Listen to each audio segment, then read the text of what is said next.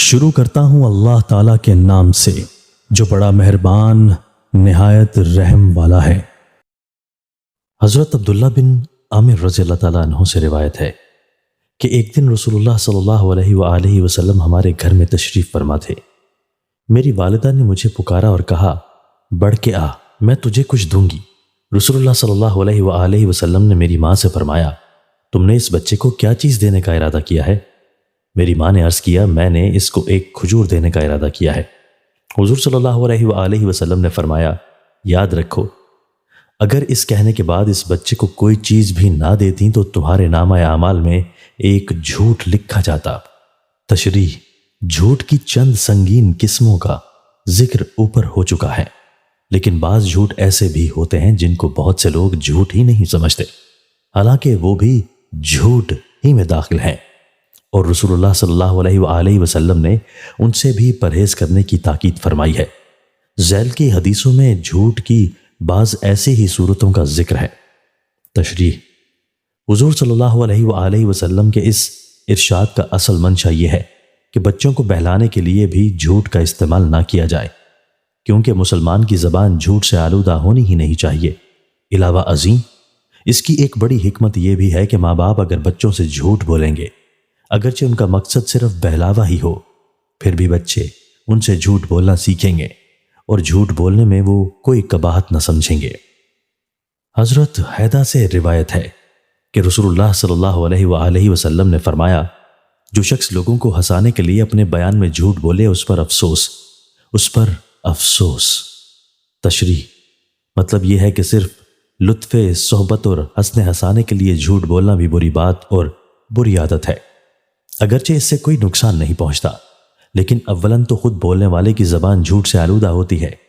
دوسرے باتوں سے اہل ایمان کے دل میں جو نفرت ہونی چاہیے اس میں بھی کمی آتی ہے، اور تیسری خرابی یہ ہے کہ لوگوں میں جھوٹی باتیں کرنے کی جرات اس سے پیدا ہوتی اور جھوٹ کے رواج کو مدد ملتی ہے۔ حضرت ابو ہریرہ رضی اللہ تعالیٰ عنہ سے روایت ہے کہ رسول اللہ صلی اللہ علیہ وآلہ وسلم نے فرمایا کہ آدمی کے لیے یہی جھوٹ کافی ہے کہ وہ جو کچھ سنے اسے بیان کرتا پھرے۔ تشریح: مطلب یہ ہے کہ ہر سنی سنائی بات کو بغیر تحقیق کے بیان کرتے پھرنا بھی ایک درجے کا جھوٹ ہے،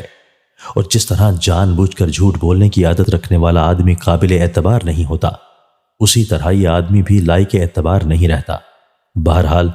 مومن کو چاہیے کہ وہ خفی قسم کے ان سب جھوٹوں سے بھی اپنی زبان کی حفاظت کرے۔ حضرت ابو ذر غفاری رضی اللہ تعالیٰ عنہ سے روایت ہے کہ رسول اللہ صلی اللہ علیہ وآلہ وسلم نے فرمایا، 3 آدمی ایسے ہیں کہ قیامت کے دن اللہ تعالیٰ نہ ان سے ہم کلام ہوگا، نہ ان پر عنایت کی نظر کرے گا، اور نہ گناہوں اور گندگیوں سے ان کو پاک کرے گا، اور ان کے لیے دردناک عذاب ہے۔ ابو ذر غفاری رضی اللہ تعالیٰ عنہ نے عرض کیا، یہ لوگ تو نامراد ہوئے اور ٹوٹے میں پڑے۔ حضور صلی اللہ علیہ وآلہ وسلم، یہ 3 کون کون ہیں؟ آپ نے فرمایا، اپنا تہبند حد سے نیچے لٹکانے والا، جیسا کہ متکبروں اور مغروروں کا طریقہ ہے، اور احسان جتلانے والا، اور جھوٹی قسمیں کھا کے اپنا سودا چلانے والا۔ تشریح: جس طرح حاکم اور پنچ کے سامنے کسی معاملے میں جھوٹی قسم کھانا اللہ تعالیٰ کے پاک نام کا نہایت غلط اور ناپاک استعمال ہے، اسی طرح سودے کو بیچنے کے لیے گاہک کے سامنے جھوٹی قسم کھا کے اس کو یقین دلانا بھی اسم الہی کا نہایت بے محل استعمال اور بری دنی حرکت ہے۔ اس لیے یہ بھی جھوٹ کی نہایت سنگین قسم ہے، اور قیامت میں ایسے شخص کو دردناک عذاب دیا جائے گا، اور اپنی اس ذلیل بدکاری کی وجہ سے یہ قذاب تاجر آخرت میں اللہ تعالیٰ کی ہم کلامی اور اس کی نظر کرم اور گناہوں کی بخشش سے محروم رہے گا۔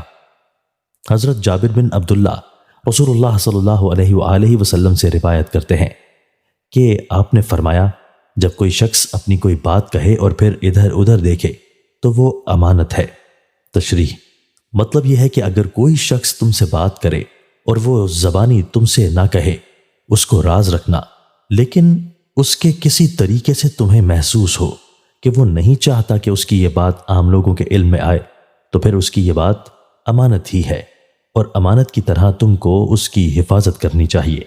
اگر ایسا نہ کیا اور دوسروں کو تم نے پہنچا دیا تو تمہاری طرف سے یہ امانت میں خیانت ہوگی اور تمہیں خدا کے سامنے اس کا جواب دینا ہوگا۔ لیکن ایک دوسری حدیث میں صاف فرمایا گیا ہے کہ اگر کسی بندے کے ناحق قتل